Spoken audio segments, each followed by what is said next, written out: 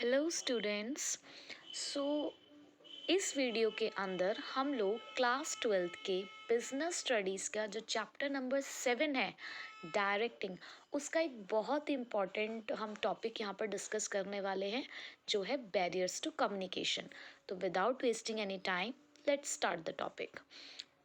Barriers to communication means कि वो सारे ऑब्स्ट्रक्शन, वो सारे कॉन्स्ट्रेंट्स जो हमें कम्युनिकेशन के टाइम पे फेस करने पड़ते हैं। जब किसी भी ऑर्गेनाइजेशन में कम्युनिकेशन होता है, जैसे हम फॉर्मल कम्युनिकेशन की ही यहाँ पर बात कर रहे हैं, तो उस फॉर्मल कम्युनिकेशन के अंदर हमारे सामने बहुत सारी प्रॉब्लम्स आती हैं, बहुत सारे ऑब्स्ट्रक्शन आते हैं, जिसकी वजह से जो कम्युनिकेशन है या तो वो इनकम्प्लीट रह जाता है, या फिर वो हो ही नहीं पाता, या जो जिस पार्टी के साथ हम कम्युनिकेट कर रहे हैं वो उसका मीनिंग नहीं समझ पाता। तो इसी बेसिस पर इस कम्युनिकेशन के बैरियर्स को 4 कैटेगरीज के अंदर डिवाइड किया गया है, जिसमें हमारे पास पहली कैटेगरी है सिमेंटिक बैरियर्स। सिमेंटिक बैरियर्स को लिंग्विस्टिक बैरियर्स भी कहते हैं। These are the barriers related to the language. ठीक है। दूसरी हमारे पास कैटेगरी है साइकोलॉजिकल बैरियर्स, यानी कि आप कह सकते हो कि ये जो बैरियर्स है ये हमारे माइंड से रिलेटेड है, मतलब साइकोलॉजी से रिलेटेड है। इसको और डिटेल में भी हम बाद में पढ़ेंगे। ऑर्गेनाइजेशनल बैरियर्स, यानी कि कुछ ऑर्गेनाइजेशन का स्ट्रक्चर या ऑर्गेनाइजेशन के रूल्स पॉलिसी, ये भी किसी ना किसी तरीके का बैरियर हमारे लिए क्रिएट करते हैं। Then personal barriers. पर्सनल मतलब हमारी कुछ अपनी पर्सनल ही चीज़ें होती हैं जो हमें सामने वाले से कम्युनिकेट करने के लिए रोक रही हैं। तो ये 4 कैटेगरीज के बैरियर्स हैं, जिसे हमें वन बाय वन यहाँ पर हमें रीड आउट करना है। ठीक है, तो हम आज पहले वाले टाइप के साथ स्टार्ट करते हैं, जो है हमारा सिमेंटिक बैरियर, जिसको हम लिंग्विस्टिक बैरियर भी कहते हैं, जो रिलेटेड टू लैंग्वेज है। तो सिमेंटिक बैरियर की सबसे पहले हम डेफिनेशन देख लेते हैं कि सिमेंटिक बैरियर की हमारे पास डेफिनेशन क्या है। सिमेंटिक बैरियर को बोला जाता है that it deals with the meaning of word and sentences. Means ये हमारे वर्ड से, हमारे सेंटेंसेस से जुड़ा है। ये ऐसी प्रॉब्लम है जो एनकोडिंग और डिकोडिंग में होती है। अब ये एनकोडिंग और डिकोडिंग होता क्या है? एनकोडिंग का मतलब होता है कि जब भी हम किसी को मैसेज सेंड करते हैं तो वो कुछ अनरीडेबल फॉर्मेट्स में कन्वर्ट हो जाता है, so that any third party may not understand the actual meaning of that particular message. यानी कि कोई और उस मैसेज को ना समझ पाए, इसीलिए उसको एक अनरीडेबल टेक्स्ट में कन्वर्ट कर दिया जाता है। देन जब वो एक्चुअल अपने डेस्टिनेशन पे वो मैसेज पहुंचता है, तो वो मैसेज डिकोड किया जाता है। डिकोड मतलब उसी अनरीडेबल टेक्स्ट को रीडेबल फॉर्मेट में कन्वर्ट किया जाता है, मतलब वही जो साइन सिंबल्स वगैरह हमने एनकोड किए होंगे, उसी चीज़ को एक्चुअल फॉर्मेट में कन्वर्ट करना इज़ नोन एज डिकोडिंग। तो ये एनकोडिंग और डिकोडिंग की जो प्रोसेस होती है, ये सिमेंटिक बैरियर्स के अंदर ही की जाती है। पर इन बैरियर्स की वजह, इस जो एनकोडिंग और डिकोडिंग की जो हम कर रहे हैं पूरी प्रोसेस, इसके अंदर क्या होता है कि कई बार हम रॉन्ग वर्ड का इस्तेमाल कर देते हैं, फॉल्टी ट्रांसलेशन हो जाता है, सामने वाला गलत इंटरप्रेट कर रहा है मैसेज को। तो इस तरीके की प्रॉब्लम हमारे सामने आती है। तो ये तो था इंट्रोडक्शन टू सिमेंटिक बैरियर्स। अब पहला टाइप ऑफ बैरियर हमारे पास इसमें कौन सा है? Badly expressed message. Badly express message का मतलब है कि जो मैसेज हम कम्युनिकेट कर रहे थे उसकी क्लैरिटी नहीं रही। क्लैरिटी क्यों नहीं रही? क्योंकि हो सकता है बातचीत करते टाइम हमने जो वर्ड यूज़ किया, हमने वो वर्ड गलत यूज़ किया, या उस वर्ड का ओमिशन ही हो गया। कई बार होता है ना कि हम सेंटेंस पढ़ रहे होते हैं, उसका हमें कुछ मीनिंगफुल सेंटेंस ही लगता है। क्यों? क्योंकि हो सकता है कई बार कोई वर्ड छूट गया हो। ऐसा आप लोग एग्जाम्स में बहुत ज़्यादा करते हो। जैसे जो बच्चों को रट्टा मारने की हैबिट होती है, तो वो क्या करते हैं, पूरा इज़ एम आर भी प्रॉपर ऐसा रटते हैं। तो जब वो एग्ज़ाम में लिख रहे होते हैं तो उनको कई बार क्या होता है कि वो कुछ वर्ड्स भूल जाते हैं। तो जब वो कुछ वर्ड्स भूल जाते हैं, वो सेंटेंस अपना अधूरा लिखते हैं, जिससे जब हम लोग उसको पढ़ रहे होते हैं तो हमें उसका प्रॉपर मीनिंग समझ में नहीं आता कि बच्चा क्या लिख रहा है। मतलब सेंटेंस का जो एक मीनिंग है वो नहीं बन पाता, तो कम्युनिकेशन नहीं हो पाया।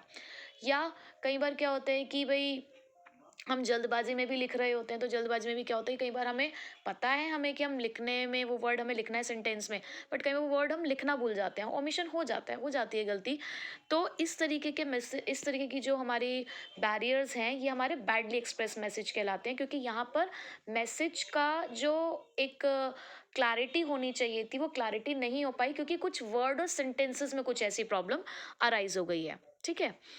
उसके बाद सेकंड टाइप ऑफ बैरियर जो है हमारे पास, वो है symbols with different meanings.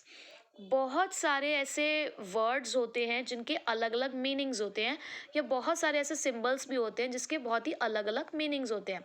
For example, जैसे कि एक वर्ड है वैल्यू। वैल्यू का मतलब अगर हम बोले तो वैल्यू किसी चीज़ की कीमत के लिए भी है, मतलब प्राइस को भी डिनोट करता है, और किसी चीज़ की इम्पोर्टेंस को भी डिनोट करता है। जैसे कि अगर मैं पूछूं कि what is the importance of computer education in our life, तो यहाँ पर इम्पोर्टेंस की जगह पे मैं वैल्यू भी पुट कर सकती हूँ। कैसे? What is the value of computer education in our life. तो यहाँ पर मैंने वैल्यू का जो वैल्यू वर्ड जो यूज़ किया है, वो मैंने इम्पोर्टेंस के लिए यूज़ किया है। और वहीं पे अगर मैं एक ऐसा सेंटेंस करूँ, what is the value of this ring, इस रिंग को पॉइंट आउट करते हुए, तो वहाँ पर मैंने प्राइस के लिए किया है। बट हो सकता है सामने वाले ये सोचे कि इस रिंग की उसकी लाइफ में क्या इंपॉर्टेंस है, मैं उससे ये पूछना चाह रही हूँ। So there are so many words जिनके अलग अलग मीनिंग्स होते हैं, जिसको हम अलग अलग इंटरप्रेट कर लेते हैं। तो इस वजह से भी एक बैरियर क्रिएट हो जाता है कि सामने वाला हमारी बात को क्या समझ रहा है। और यहाँ पे देखो, आपके पास बहुत सारे ऐसे होमोफोन्स वर्ड्स दे रखे हैं जिनका मतलब लोग कई बार मतलब प्रोनाउंस करते हुए उसको गलत प्रोनाउंस करते हैं, तो समझ लेते हैं वही। Next is faulty translation. Faulty translation का मतलब क्या होता है? जब एक लैंग्वेज से दूसरे लैंग्वेज में मैसेज को कन्वर्ट किया जाता है, तो अगर ट्रांसलेटर वेल नोन नहीं है उस पर्टिकुलर लैंग्वेज से, तो कई बार जो ट्रांसलेशन होती है वो रॉन्ग हो जाती है। कैसे रॉन्ग हो जाती है? कि सपोज करो कि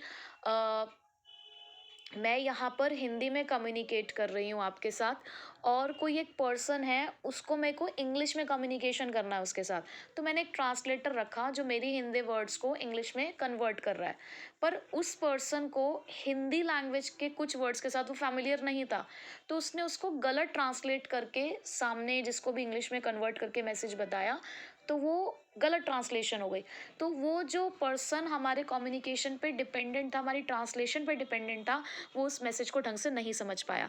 तो ट्रांसलेटर का प्रोफिशिएंट होना बहुत ज़रूरी है दोनों ही लैंग्वेजेस में, English as well as Hindi. क्योंकि कई बार हिंदी तो मैं तो ये कहूँगी कि हम लोग हिंदी भी प्रॉपर नहीं बोलते, क्योंकि हिंदी के जो एक्चुअल जो वर्ड्स होते हैं कई बार बहुत डिफ़िकल्ट होते हैं, जो हमें कई बार नहीं भी समझ आते।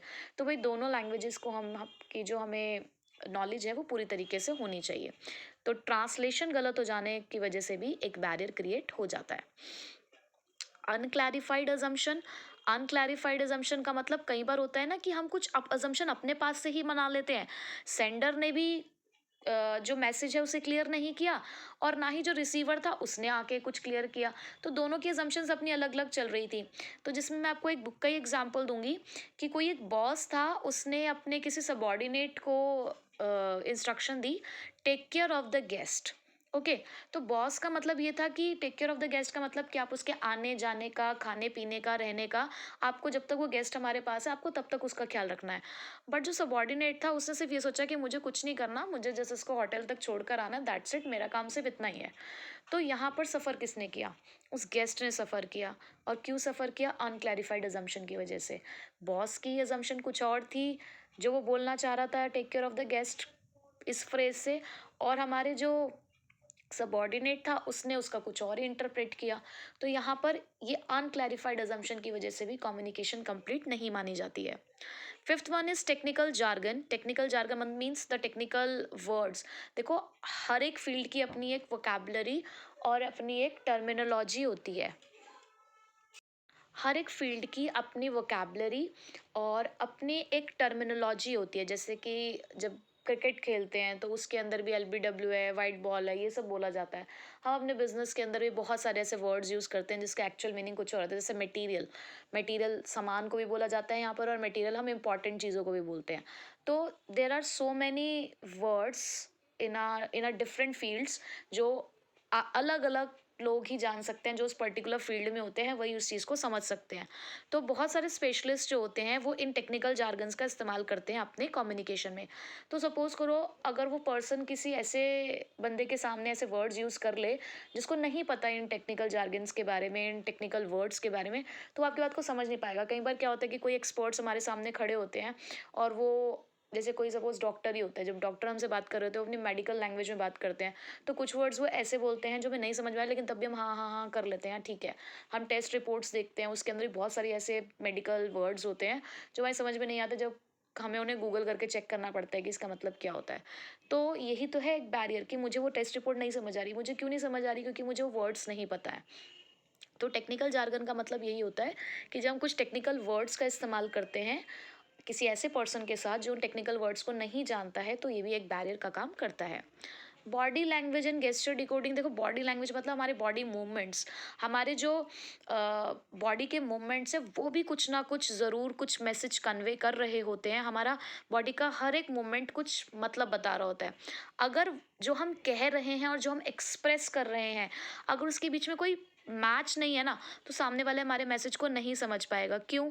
क्योंकि क्या होता है कि कई बार हम कहते हैं, हाँ, जैसे इसमें भी एग्जांपल है कि यस हमने आपके प्रपोज़ल को एक्सेप्ट कर लिया है। आप हैंडशेक भी कर रहे हो। हैंडशेक का मतलब कि ठीक है, आप प्रपोज़ल को एक्सेप्ट तो कर रहे हो, लेकिन दूसरी तरफ से आपने अपने हेड को नोट कर दिया कि नहीं, हम ऐसा नहीं कर रहे हैं। अब ये चाहे वो यस के लिए करो, चाहे नो के लिए करो, मतलब एक एक्शन आपका यस कह रहा है, दूसरा एक्शन आपका नो कह रहा है उसी चीज़ को। तो ये कन्फ्यूजन क्रिएट कर रहा है सामने वाले पर्सन के लिए कि आप क्या कम्युनिकेट करना चाह रहे हो, आप क्या कह रहे हो। तो बॉडी लैंग्वेज, हमारे बॉडी मूवमेंट्स भी एक तरीके का मैसेज कन्वे करते हैं। तो अगर हमारे वर्ड्स में और हमारे मूवमेंट्स में अगर डिफरेंस होता है तो मैसेज ढंग से कम्युनिकेट नहीं हो पाता। तो ये हमारे कुछ 6 सिमेंटिक बैरियर्स थे। बैडली एक्सप्रेस मैसेज, जिसमें वर्ड्स और सेंटेंस का मीनिंग गलत हो जाता है due to omission of words या रॉन्ग वर्ड्स यूज़ करने की वजह से। सिंबल्स विद डिफरेंट मीनिंग में मतलब कुछ ऐसे वर्ड्स होते हैं जिनके सिमिलर मीनिंग्स होते हैं, मतलब वर्ड सेम है, उसके मीनिंग्स डिफरेंट है, तो इस वजह से कम्युनिकेशन बैरियर क्रिएट हो जाता है। फॉल्टी ट्रांसलेशन, अगर हमने ट्रांसलेशन गलत करी है, अगर हम लैंग्वेजेस के साथ फैमिलियर नहीं थे तो ये प्रॉब्लम आ जाती है। अजम्पशंस अनक्लैरिफाइड थी, यानी कि किसी ने, सामने वाले ने जब इंस्ट्रक्शन दी तो क्लियरली उसको नहीं बताया कि क्या है एक्चुअल में, ना जिसको इंस्ट्रक्शन मिली थी ना उसने उस चीज़ को पूछा, तो अजम्पशंस जो थी वो अनक्लैरिफाइड रह गई। टेक्निकल जार्गन्स, जब हम टेक्निकल वर्ड्स का इस्तेमाल करते हैं, अगर हमें वो टेक्निकल वर्ड्स पता होंगे तो हम कम्युनिकेशन कंप्लीट कर पाएंगे, अदरवाइज नहीं। बॉडी लैंग्वेज गेस्चर डिकोडिंग, मतलब हमारा जो बॉडी मूवमेंट्स हैं वो अगर कुछ डिफरेंट मीनिंग्स अगर हमें शो करते हैं हमारे वर्ड्स के अलावा, तो ये भी एक बैरियर है। तो इस वीडियो में हमने सिमेंटिक बैरियर्स के बारे में बात करी है। नेक्स्ट वीडियो में हम पढ़ेंगे साइकोलॉजिकल बैरियर्स के बारे में।